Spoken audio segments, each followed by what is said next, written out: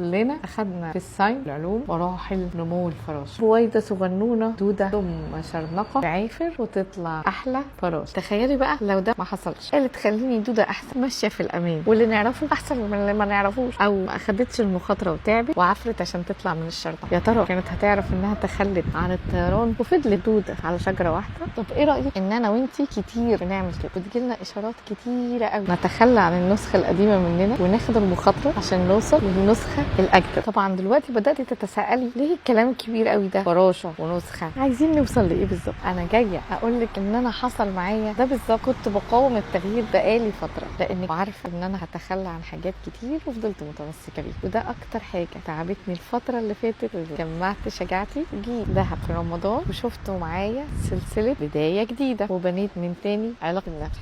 ودلوقتي بعد ما عملت بدايه جديده وريفريش ما فاضلش غير خطوات بسيطه ان احنا نعمل الفيجن بورد الجديده. هنعملها سوا النهارده وبكره ان شاء الله. ينفع الفيجن بورد لوحه الاحلام تعمليها في اي وقت من السنه. انا عن نفسي بقيت بعملها كل 3 شهور. لو لسه ما اتفرجتيش على فيديوهات بدايه جديده عايزه تشوفي الفيجن بورد الصح بتتعمل ازاي خطوه بخطوه، اكتبي لي بدايه جديده عشان ندخلك على قناه التليجرام فتشوفي سلسله بدايه جديده من الاول للاخر. وده خلاص.